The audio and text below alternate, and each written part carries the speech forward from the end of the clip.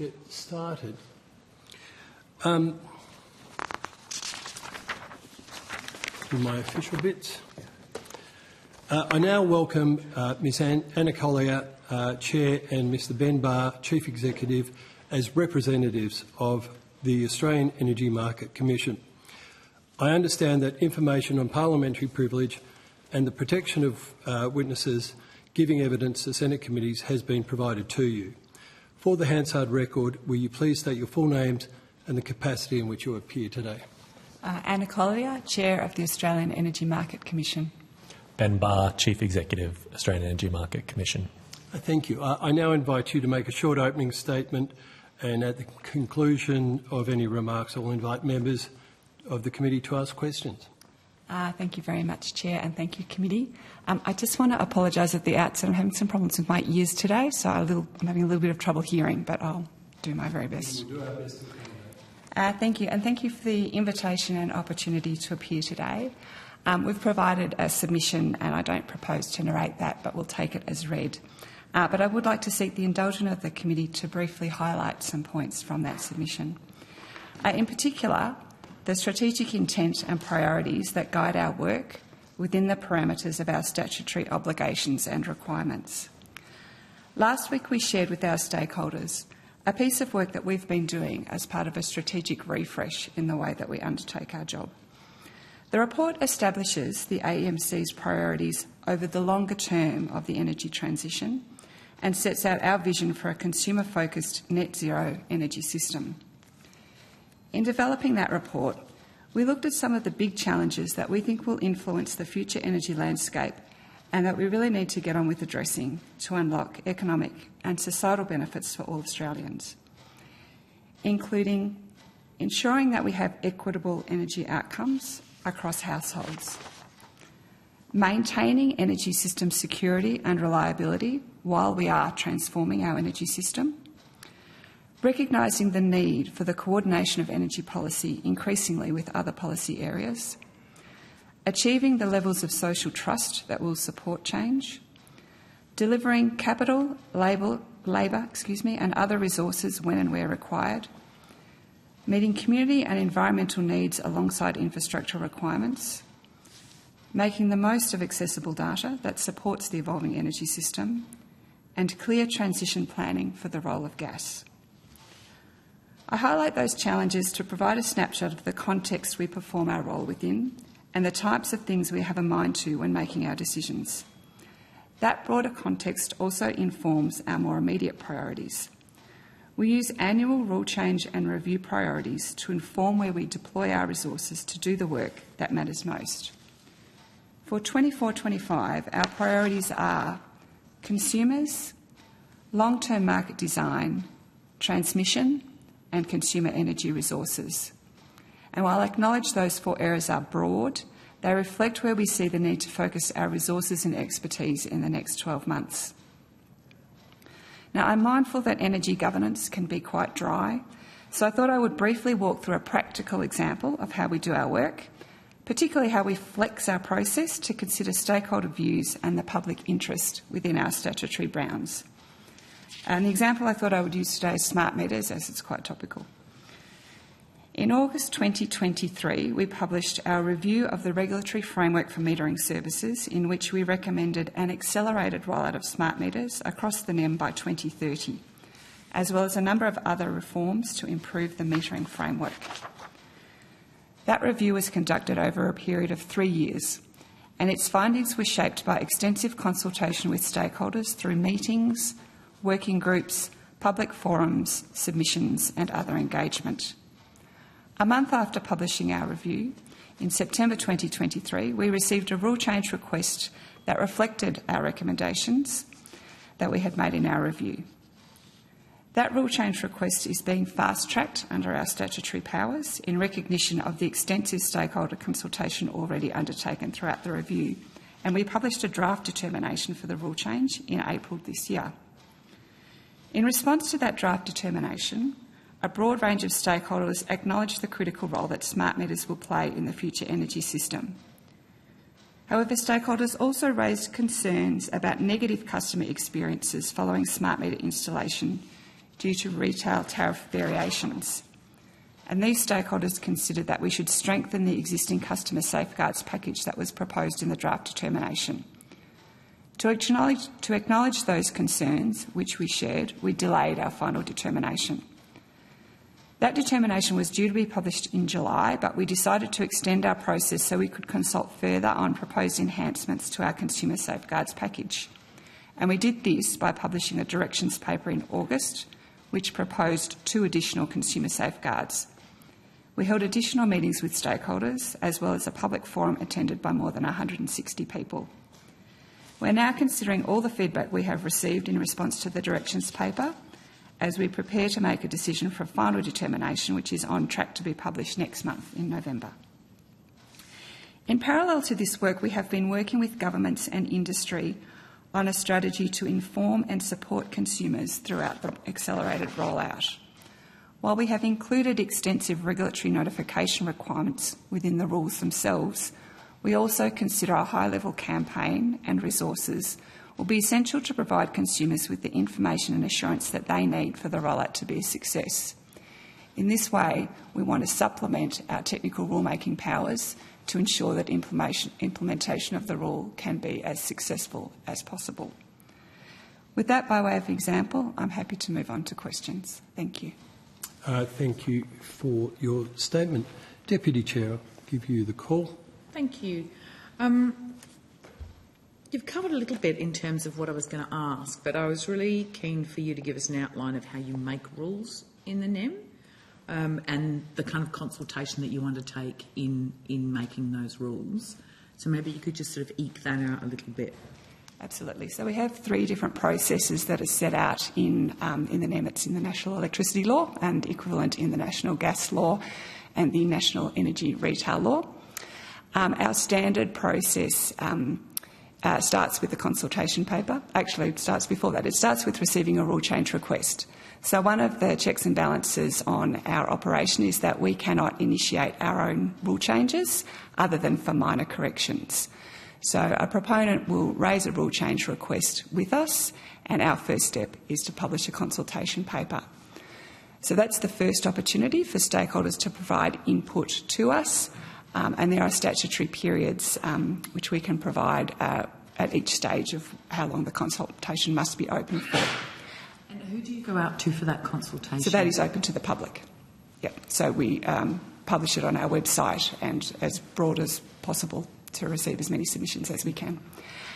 We then publish a draft determination, and again that goes out for public consultation for a further period before the standard process would see us publish a final determination. As I've said, if we get feedback that we consider would take us on a different direction, that's when we might add an additional step in to publish a directions paper, so that if we're making a significant change, for example, from a draft in response to stakeholder feedback, we'll take an additional step. So we have both maximum and minimum statutory periods, but we are empowered to extend those periods where we think it's necessary to address the complexity of a rule change.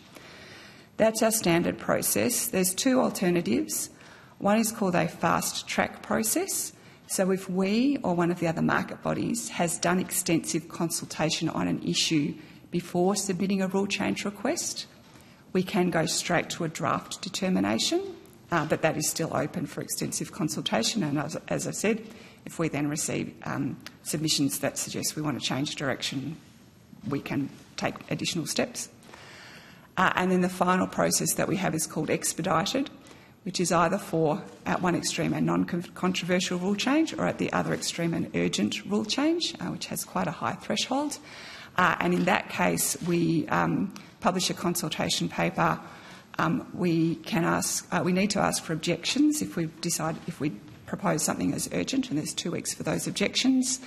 If there's not objections or if they don't meet the test set out in the law, then we must publish the final determination within 8 weeks. So in both the fast track and the expedited processes, there's just the 1 round of consultation unless we decide to add an extra step in.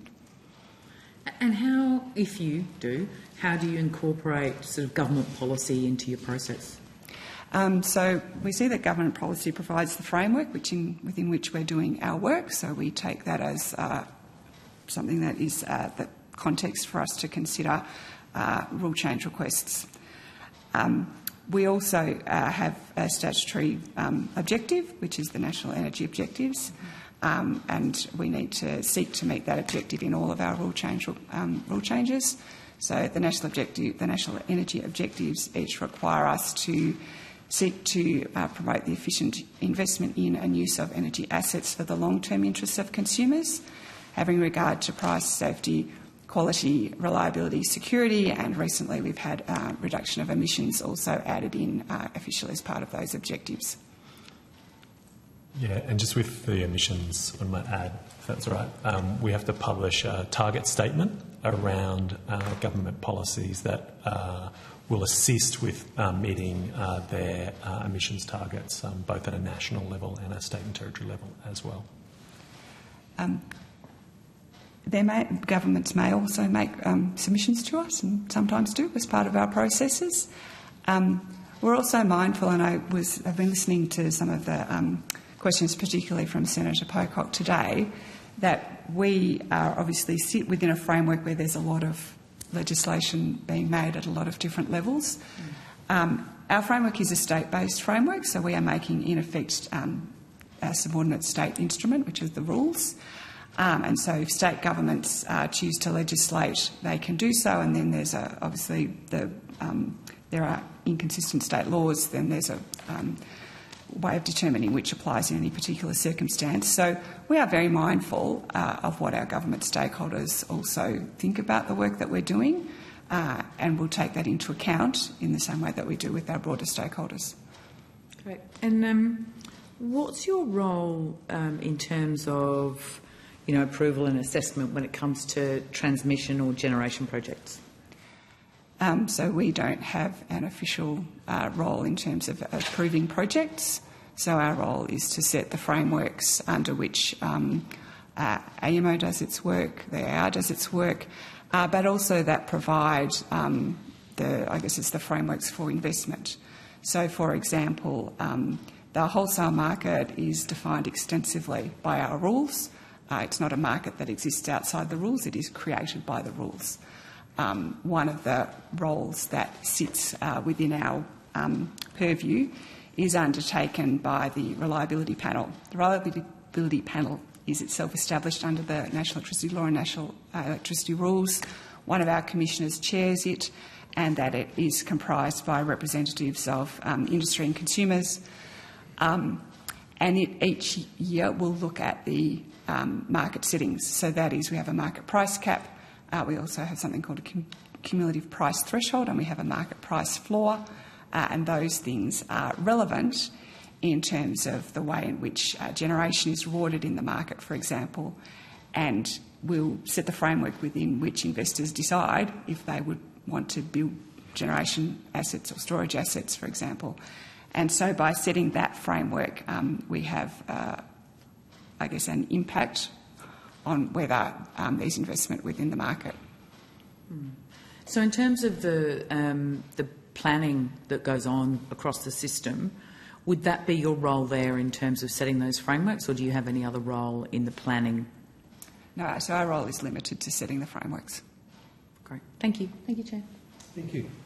Senator Canavan. Thank you, Chair. I just wanted to start, came up briefly before with the issue of time of day or peak power pricing. I just want to refer to an article on the ABC News back in August. It sadly reported the story of a lady called Doreen Fawcett. The article goes on to say that her elderly husband is ailing, and in her own words, "I'm not getting any younger, so I hate the cold myself. Keeping warm and comfortable is not just a luxury for the retired British civil servant, it's much closer to an imperative. My husband's not in the best of health. He has a lung condition and a heart condition, so I have to keep him warm. But at 3 p.m. every day, Mrs. Fawcett's power costs more than double. They'll remain at that peak level until 1 a.m. and return to it between 6 a.m. and 10 a.m. the next day. Every day, Doreen must decide whether to keep the heat running while the peak lasts or to switch it off to avoid crippling high electricity costs." My understanding is the AEMC has approved these rule changes and supports the rollout of these peak tariff policies. Why should Mrs Fawcett in this country have to face these shocking decisions because we can't manage our power system properly?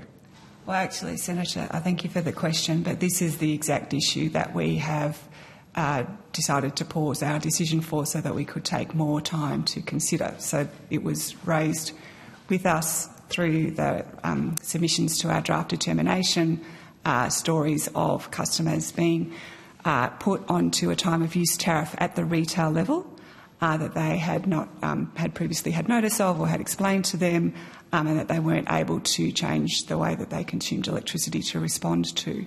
So the protections that we are now considering that we put in our directions paper are, first of all, that there would be a period during which, after a smart meter is installed, a retailer cannot simply change a customer's tariff without that customer's explicit informed consent. So for the stories where there are customers who are much worse off by having a time of use tariff, there are customers who are better off.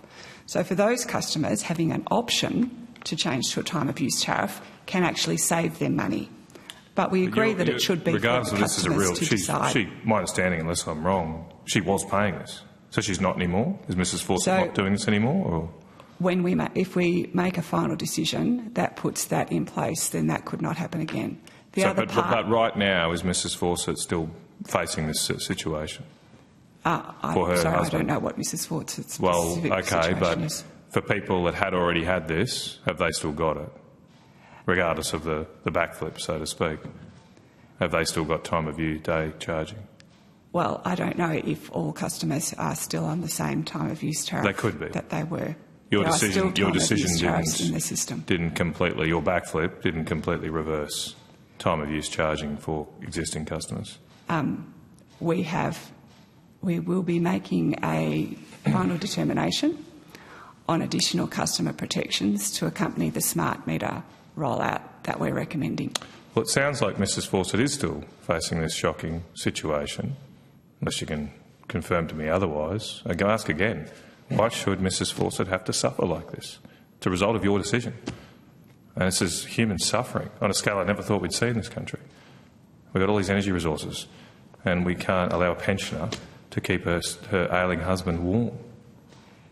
So the decision that we are considering making would change that situation. But it hasn't changed it. She's apparently still in this position.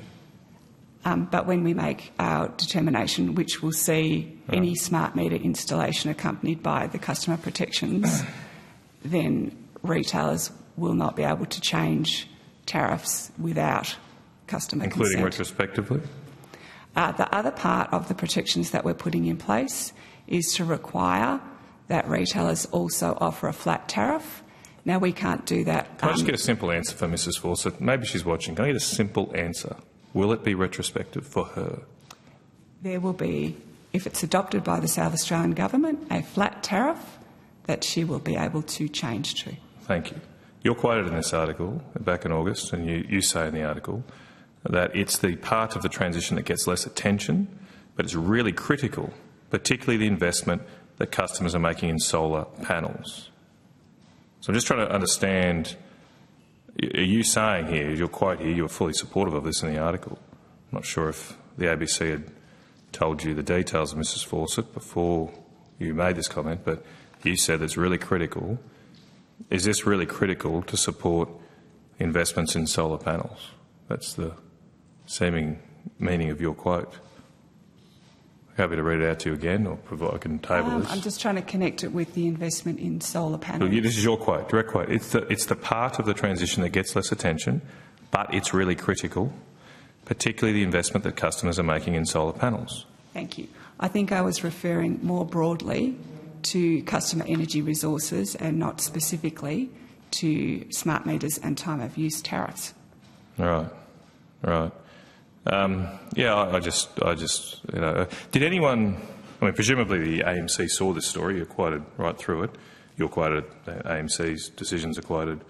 Did anyone reach out to Mrs Fawcett after this article from the AMC? No, we didn't. Why not? We don't generally engage individually with customers. Well, I'm shocked. She's an Australian. She's It's just, yeah, I would have thought it just would have been nice. But maybe you could do it now just to see if because you can't tell me if she's still in this situation. Maybe it would be good for somebody, presumably ABC has her details, and someone could reach out to her and we can help someone.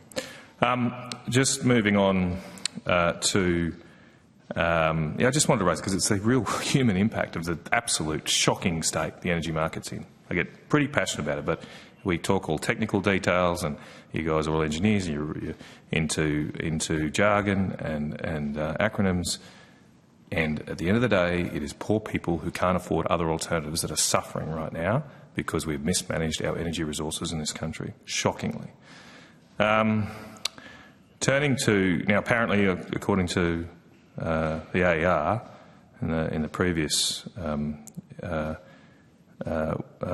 session, you have also approved this charge that solar panel households, people with solar panels, will have to pay to export their power. I'm dubbing it the sun tax. I didn't like that, but it's a tax on the sun. So, can you explain to me why a customer with solar panels now will have to pay a charge in New South Wales to export their power back to the grid? So the problem that we were seeking to address through that rule change, which had a number of elements to it, was that in some areas of the distribution network, people were putting solar panels on their roof but being unable to export at all because of constraints in the distribution network. So actually one of the main things that rule change did was to put an obligation on the distribution networks to accept exports from solar panels. So that was not previously part of the regulatory framework. But the household will have to pay to export the power. There are a number of protections in place, one of which there is a base level of free service that customers are entitled to. They also don't have to pay to the extent that they are using their solar panels for their own consumption, Sure. which is a very significant part of the benefit of any installation of solar panels. So, do they? I mean, what practically and technically, how does this work? If I'm not using enough power, if I've got solar panels and I'm not using the energy that it's producing, do I have any choice but to export the power to the grid? Can it just be wasted? I don't know how it works technically. Well, that's the thing. We didn't want it to be wasted. So the choices are, there's always a choice in the size of the solar panel system that you put on your roof. So Sure, but okay, can you just deal with, I mean, I've got limited time and we're running up. I've got a specific example here. So this person has installed a particular, you can take as a given, they've installed a particular sized solar panel system. They're not using that power at this particular time when the sun tax kicks in. Do they have a choice not to pay the sun tax and just, I don't know, waste the power? I don't know if that's technically feasible or possible, and not export it back into the grid. Do they have that choice? the distribution networks can, I know there was some questions earlier about dynamic export limits, simply not accept exports. I'm asking about a household. Can a household make the choice? I would need to take that on notice if the technology but it's your rule, exists, so isn't it? that It's your rule. household can decide. This is your on rule. I was told this was your ruling. This was the AMC's ruling to allow. Is it Ausgrid? Is it Ausgrid that are doing this to start with? It is we made the rule determination. Right. Then the AR sets a guideline for how distribution companies come up with those They didn't prices. tell me that detail, right. They flicked it to you. One of the other things is, even though the prices have come in New South Wales from July of this year, for existing homeowners with solar PV, there's a prohibition of them being put on export pricing until But next July they amend. So next July they have no choice.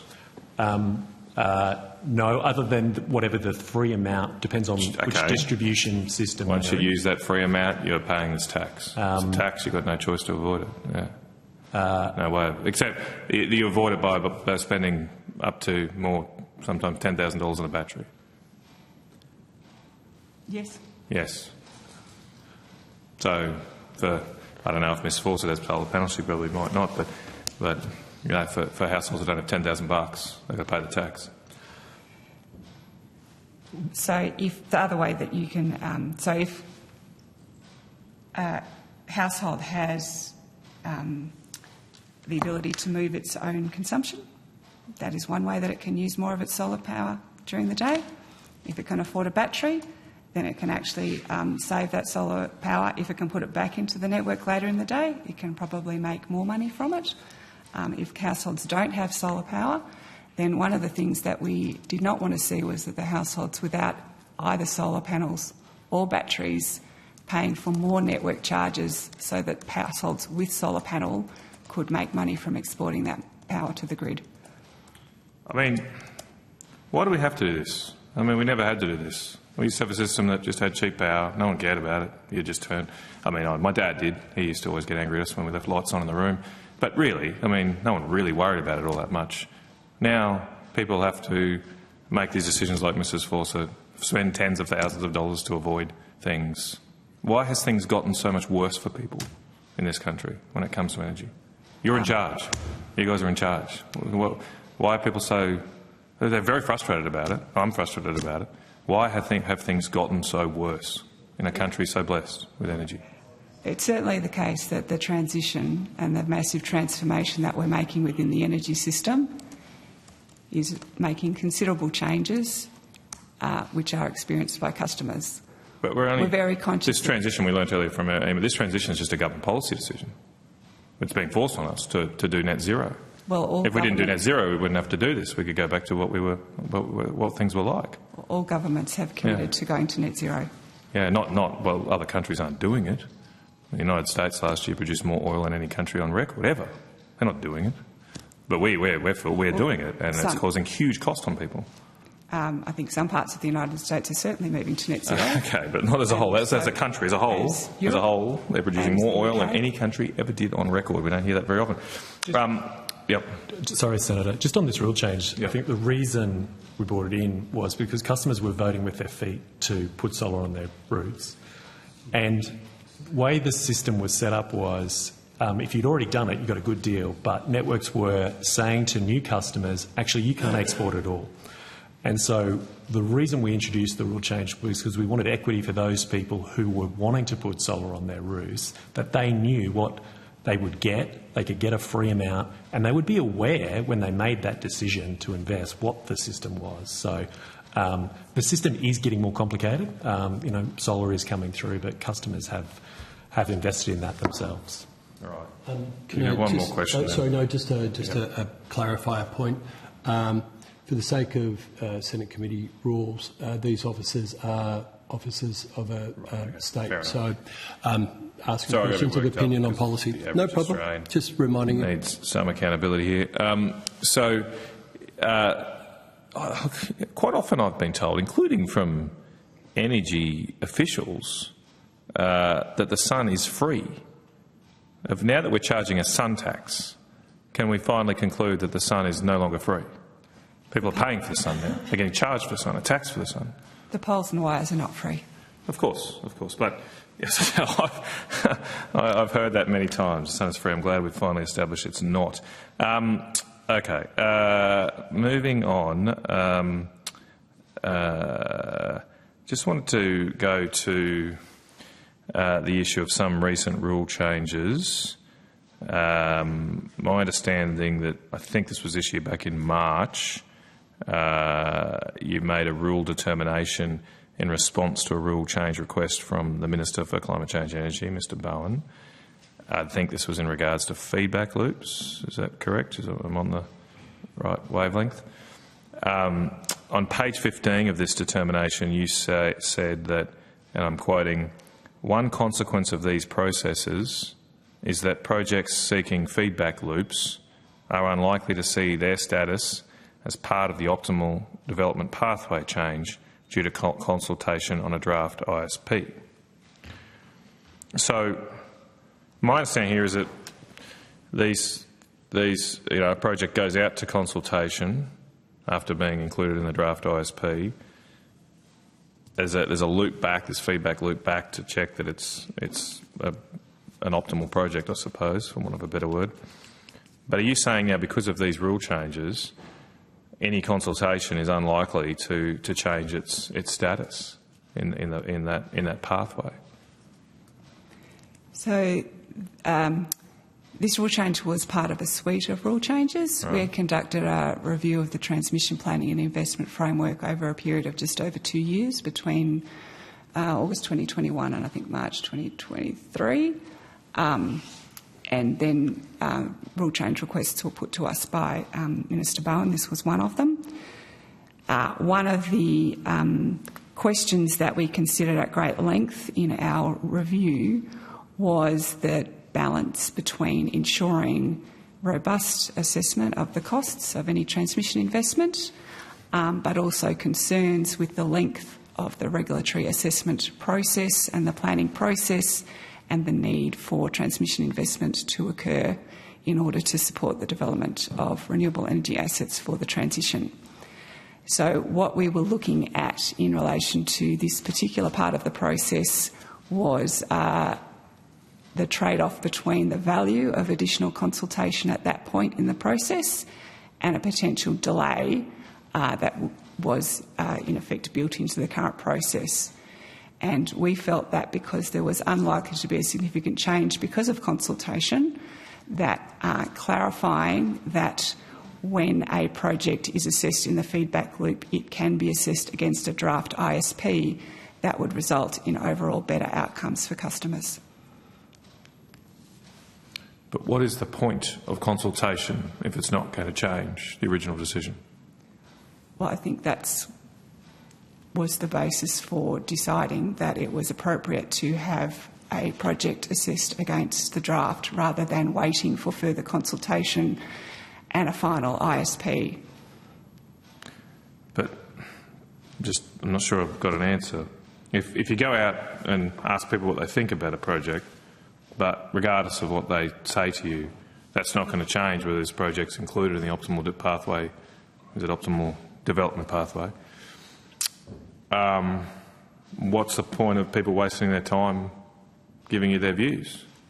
I don't think it was an observation that the consultation would be ignored, which I don't believe would be the case. I believe that at that point in the life cycle of the project, both the optimal development path and that project itself have been consulted on quite a number of times, and so we felt that it was unlikely new information would emerge at that point in time.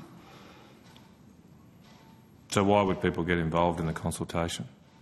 Because what practical thing? If I'm a concerned person about this, a concerned stakeholder, presumably a lot of these are, I don't know, I'm not that involved in this, but presumably there's a lot of landowners and people are upset about particular transmission line proposals or some such.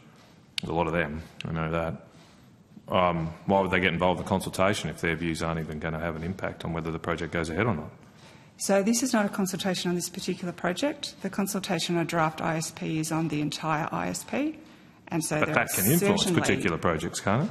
Certainly other projects which are at an earlier stage of development in which consultation will be extremely important. So I think that you've been through with the earlier witnesses the different points at which projects are evolved throughout the life of multiple ISPs. So there's the initial, so an ISP is an ongoing loop which is prepared every 2 years with a draft in the intervening year. When projects are initially considered through the optimal development path, they first appear in an ISP. There will often be several rounds before they become actionable. Once they become actionable, then they will undertake a RIT-T. Once they have undertaken the RIT-T, then the feedback loop is a final check that it has not had a change in either its costs or in what's happened with other projects, that it would no longer be on the optimal development path. So that's the point at which it comes back through the feedback loop.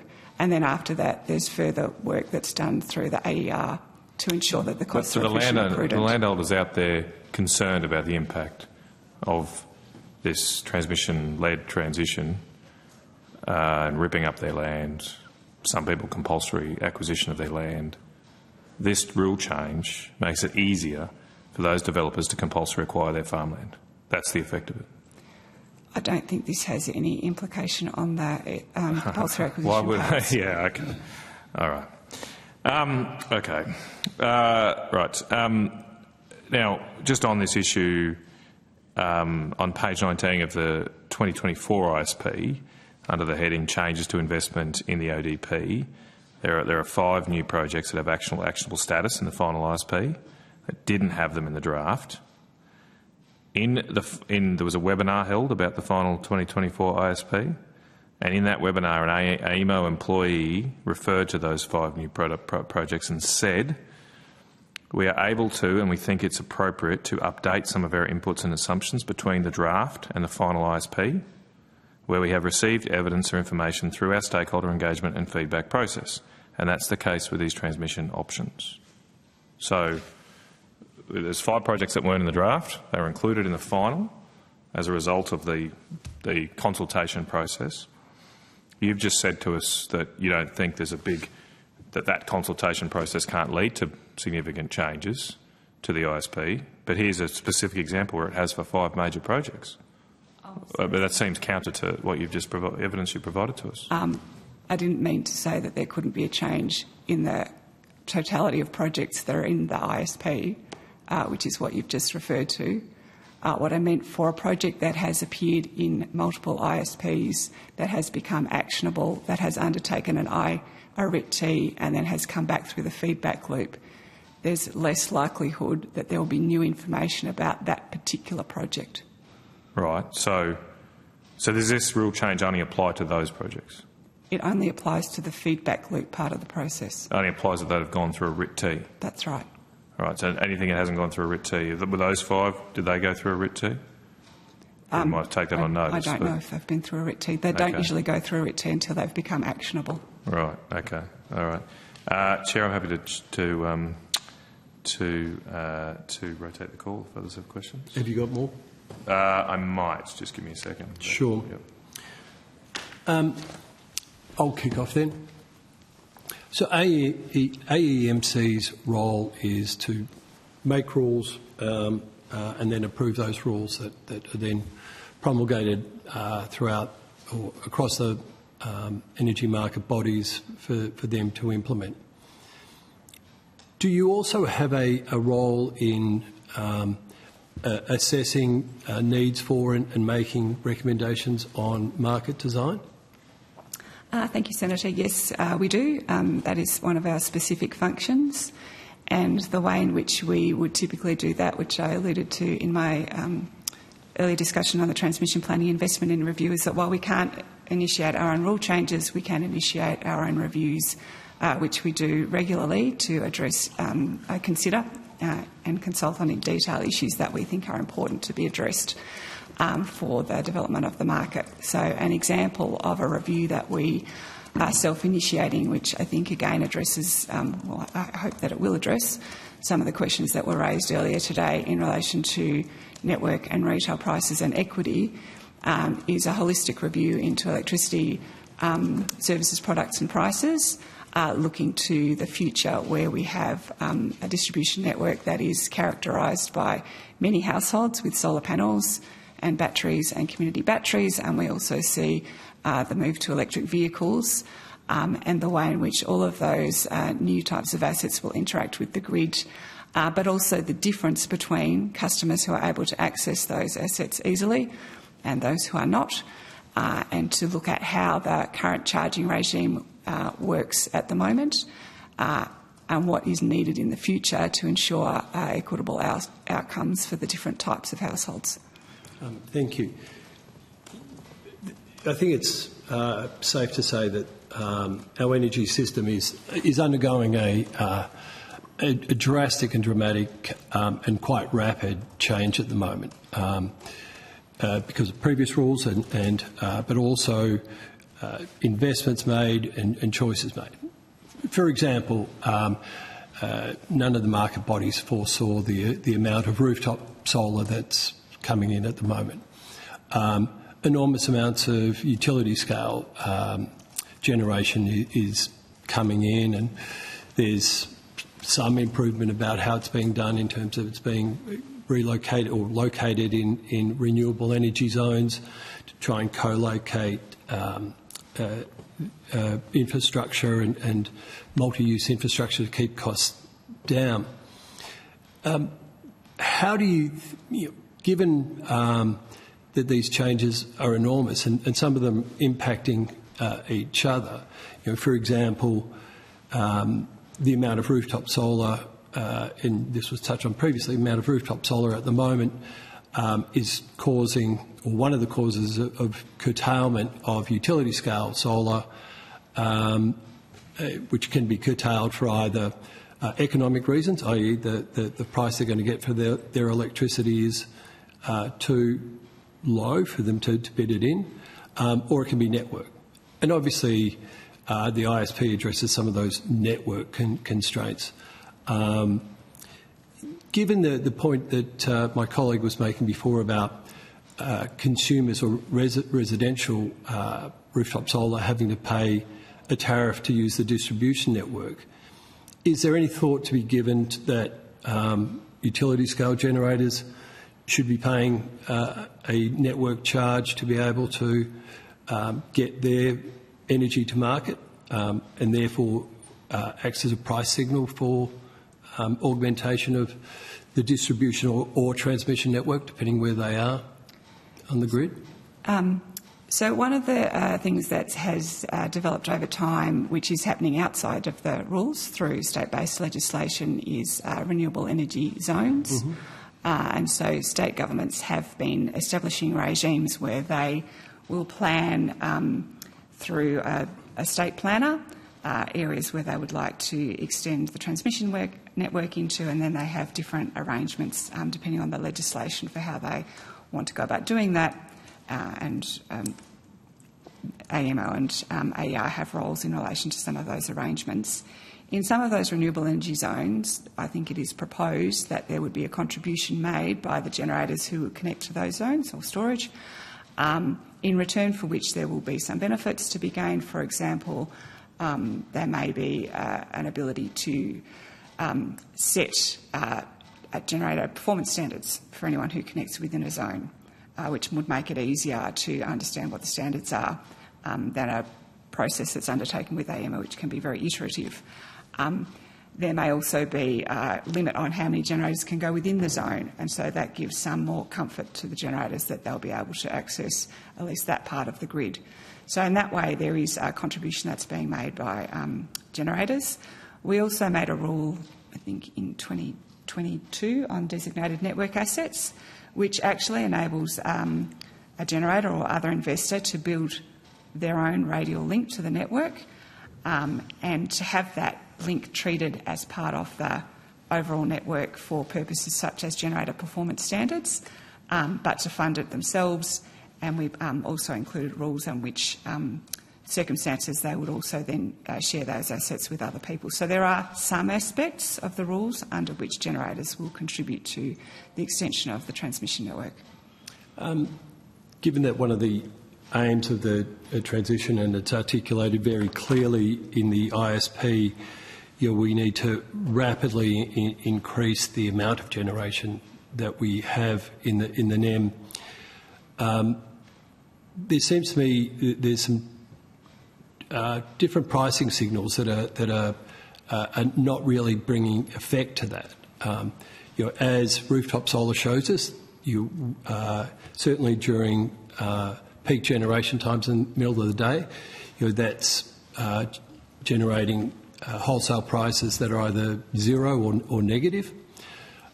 One of the long-standing promises of the transition was that it would bring down energy prices, or more specifically, renewables would bring down prices. Now, obviously, that amount of negative pricing at part of the day in the NEM or in the wholesale price offset some of the higher prices later in the day.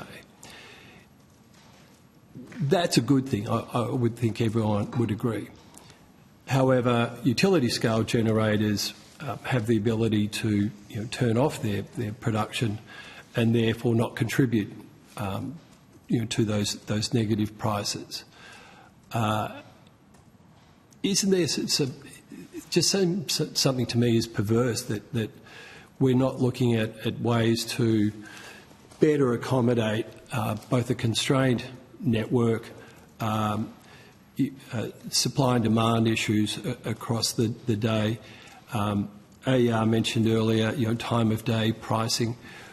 What can we do in the market design that's going to both ensure the rapid build out of renewable and keep costs down, especially in non-productive things like transmission?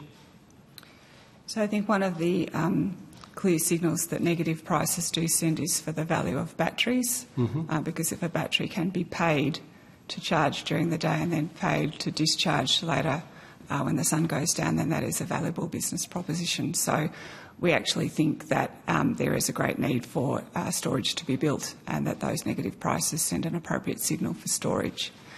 In terms of the broader market design, that is something that has been given consideration to through a number of processes. So the Energy Security Board was tasked to design a post-2025 market design, but was constrained through the principles that it was asked to apply, and was really only looking at one part of the market. So it was looking at how to support dispatchable energy, be that batteries, pumped hydro or gas. Yep. And as you say, we need mechanisms that will support both the build-out of renewables, because the value of the renewables is both the emissions free but also no fuel cost. And so using that energy to charge up your batteries or charge up your pumped hydro is really the most efficient way to get an overall system. So I do believe that energy ministers have communicated following various Energy Council meetings that this is an area that they would like to take a lead on reviewing. We are doing at the AEMC our own internal work to make sure that we have a good understanding of the issues that will, as I said, not just emerge in the 2030s, but also looking out to the 2040s as the system changes over that period, so that we're in a good place to contribute to work that's done on further analysis of that wholesale market structure and what's needed to support it. Thank you, and that is music to my ears, and particularly around, well, not just batteries but storage in general. I think is one of the utilised and under-planned for things that we're seeing in the NEM and particularly in the ISP at the moment. In the ISP, of course, it talks about storage, but there's no prioritisation for it. There's no incentive for it to come in. Can things such as, well, particularly in the transmission network or in reses, or where utility scale generation isn't within a res, is there scope to be able to create rules that ensure or either incentivise or make, say, a wind or solar farm co-locate storage or either at their property or nearby, or shared storage within a res? Is that going to be something that's brought forward? So again, this is a reform that we made a number of years ago but has only just reached the implementation stage. So it was integrating energy storage systems into the NEM, and in one respect it was highly technical and administrative in that at that stage there was no category for batteries to register. So they registered both as a market generator and as a market customer, and that was clunky and inefficient. So we created a new category called an integrated resource provider, which is anything which can have electricity going both ways. So it could be utility scale, it could be aggregation of household assets. Created a registration category, but also implemented some other technical reforms that made it easier for those assets to locate behind a single connection point and arbitrage between the two as to what they put into the NEM. I think one of the other reforms... Sorry, just before you move on, what was that rule called, or how do I reference that? I think it was called integrating energy storage systems into the NEM. Okay, thank you. I'll take a look at that. A piece of work that has been done over a number of years now between AEMO and the Clean Energy Council has also looked broadly at issues in relation to connection of renewable assets to the grid and improving the way in which that's undertaken. So I mentioned very briefly before that AEMO has had an iterative process because each asset that it seeks to connect to the grid has to meet certain generator performance standards, and in some ways the standards will be impacted by what else is connecting around them. So there's a little bit of a domino effect. So they have been making significant practical improvements. We have done one rule change which has come out of that so far, which was to establish within the rules just some guardrails around the process so that there was more certainty for connecting generators as to AEMO's process in terms of assessing that connection. I raise that because one of the issues that they have been considering is, are there ways to make it easier for the retrofit of batteries? And we are aware that there's a possibility that they'll come to us and seek a rule change in that regard. And I think there's as I understand it, a point in time at which generator performance standards have been established under a particular framework in which there could be things that could be done to actually make that retrofit easier. And so that's something that I believe is under consideration and development. And nothing about other incentives or making it a condition of connecting that you have storage co-located or can be accessed by large-scale VRE? So I think the other two things that probably worth observing is firstly that the capacity investment scheme that's being run by the Commonwealth, when they are going out to tender for assets to participate in that scheme, there's the opportunity for them to consider in assessing the merit of any particular asset, its net contribution to the system, and so in doing that they can consider the benefits of a solar plus battery versus a solar and take that into account in deciding the way in which they may award contracts under that scheme.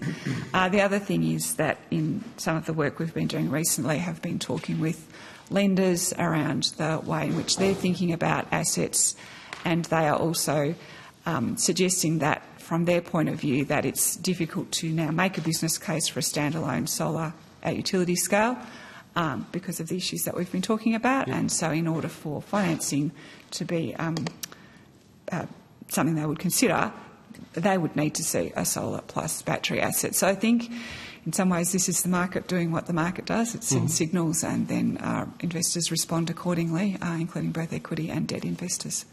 Thank you. What about on the distribution network? As Senator Canavan was talking about before, rooftop solar having to pay a charge to have electricity going to the grid. Is it possible to make a rule change where, given that there's been a start to creating community batteries, and hopefully that will gather pace and become ubiquitous, is there a way to ensure residential users with rooftop solar can, on the short bit they're going to need to use a distribution network, avoid that charge if it's going into a battery? I have to think about that one a little bit further. I think that in terms of the way in which community batteries can be supported, I think there's a question that was raised in the earlier session with the AER about whether they need to be ring-fenced from the distribution network or whether it's something which would make sense for the distribution network to be able to have as part of their assets, and that there was waivers granted as part of the Commonwealth scheme to roll out multiple community batteries. I haven't turned my mind to, and I don't know that we have, the connection between ensuring that a particular council puts in a community battery so that it can soak up the solar panels of its residents. But that's something that may fall within the scope of the review that I mentioned earlier into electricity products, prices and services. And given it's a fairly basic tenet of the NEM that network companies, whether transport or distribution, can't be market participants, is there a way to both encourage community batteries to be built, but your broader set of ownership. Because I think the last thing the community wants is more assets embedded behind more monopolies. That's not a good economic solution for anyone. So I think there's always consideration to be given as to whether an asset is best delivered by the market, and the market will have sufficient competition to deliver the best prices, or through, if it's more a monopoly characteristic, then it's best delivered from a customer's perspective through a regulated asset. I think that one of the things that's happening through the transformation is that some of our very traditional distinctions are being challenged because the very fundamental change in the nature of the assets that are going to be used to deliver electricity in the future. So when it comes to the way in which batteries can do multiple things, I think that's the consideration that they was referring to, that they're grappling with, is they would like to see competitive markets develop that. But if competitive markets are not developing, then is there actually a benefit to consumers of having it rolled out by an asset owner that is there and has the capacity to do so? But as I think you and I have vigorously agreed, batteries are an important part of this transition. So anything that I would imagine, having some experience in the industry, that network service providers would be more incentivised to limit the amount of storage out there as opposed to increase it. So in terms of market forces, anything that can spread ownership and whether community benefit or any other form of ownership structure but still get access is, I think, incredibly important, an important signal to the rollout. I think one of the other things that we are aware of and are proposing to address in our review is the way in which networks may charge batteries for connecting to the network. And so considering whether that's those prices are being set appropriately is something that we are aware of and will be considering.